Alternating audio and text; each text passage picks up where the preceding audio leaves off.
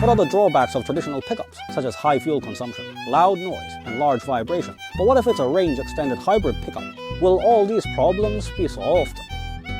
In this video, let's talk about this Changan.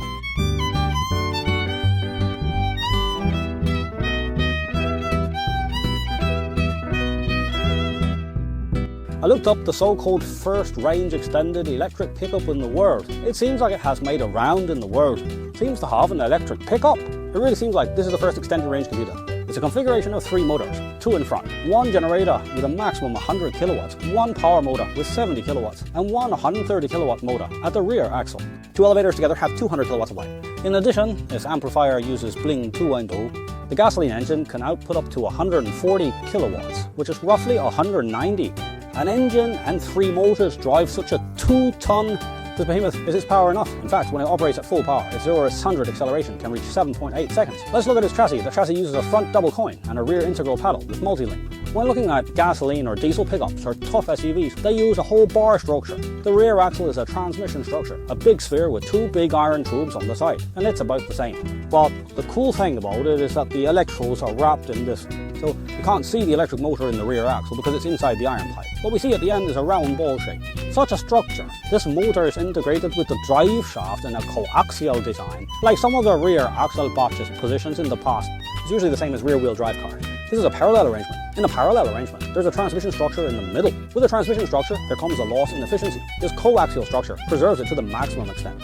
Its energy, the local high efficiency. In addition, its battery is almost wrapped within the vehicle frame.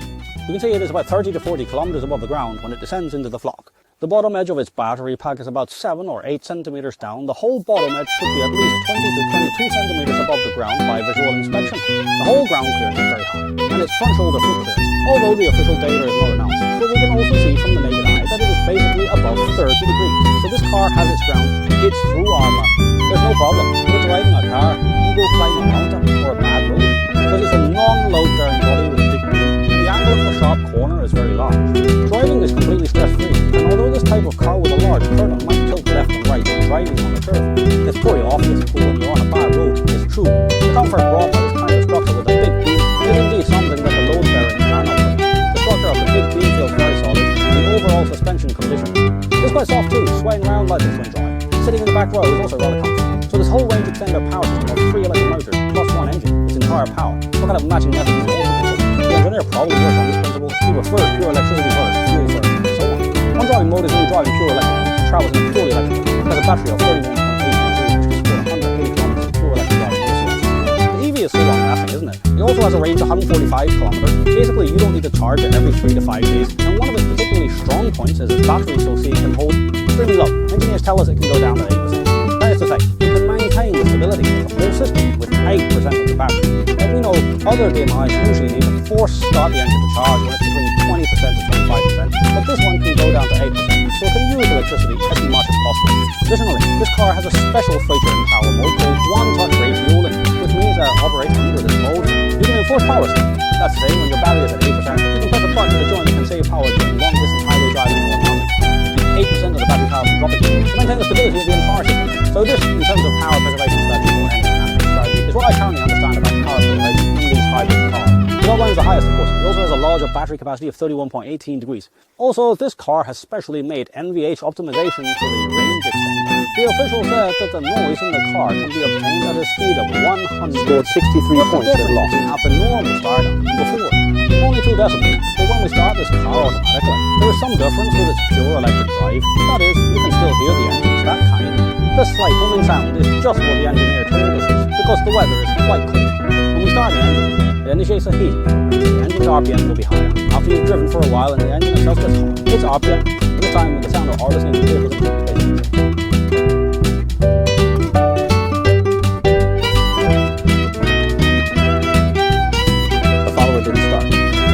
Control strategy is that the range extender does not start under a speed of 15 km per hour, and the range extender is forced to start above 40 km per hour. Of course, we are using fuel. Under this energy management strategy, the 2T version loses points and can achieve 7.9, while the 4.2 version can achieve 8.9. They wanted this 4-wheel drive system. You can see that the current fuel consumption is 8.1. Apart from fuel efficiency, I think the greatest value of this extended range hybrid is the improvement in driving quality. The car is smooth and ideal for driving in the city and in business. it is quite smooth. Traditional diesel engines are indeed. Indeed, there has been a great improvement in sports, pictures and noise. I used to think that pickup trucks can't enter the city. The main reason it's not possible. Actually, after the possible liberalised, many people still do not want to pick up.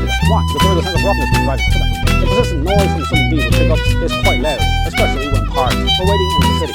The idle noise, rumbling that come into the car will greatly affect the mood. But this car is real. It really achieves smoothness, stability, and isolationness. It's closely coupled to the driving experience of a pure electric car. Also, when climbing hills, because of this dual motor has 400 at any motor of torque, I even don't have to step on it for a long stretch of mountain roads.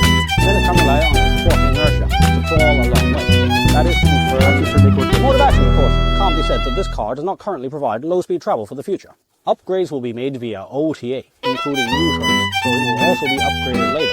Also, we saw 2 lock buttons on the lower left of its turntable. This car, its front, middle and back.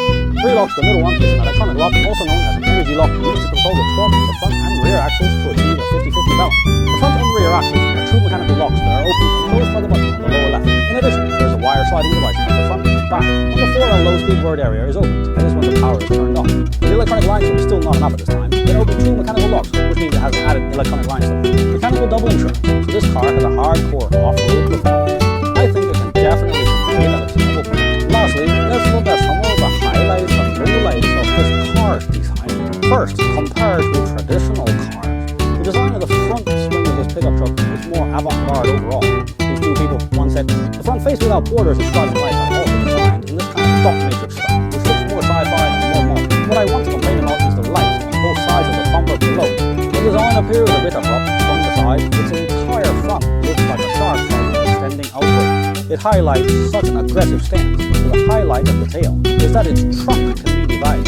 The use of 2-step stage is actually more efficient. The more convenient, and more importantly, the feel of its sheet metal appears to be much heavier than before. Overall, I think this car is somewhat lazy in terms of exterior design. More embodied, fashion, fragrance, with an urban temperament, I personally predict that its price should definitely be within 200,000. The price of Changan's lazy ones is basically in the range of 100,000 to 150,000. So I predict this car might. The price range might distribute between 120,000 to 180,000. The top configuration should be around 180,000. Or if it's under 180,000, I think this car is really good because it really solves a lot of traditional diesel or gasoline pickup worries, some shortcomings in driving quality, extreme off-road capability, and in energy consumption, including in terms of the overall acceleration performance, including the hardware structure and the large upgrades to off-road capabilities through OTA. This car certainly has a lot of room in every aspect. I think a price of 180,000 is very marketable. This car might rewrite the entire pickup market structure or technical trend with such a product.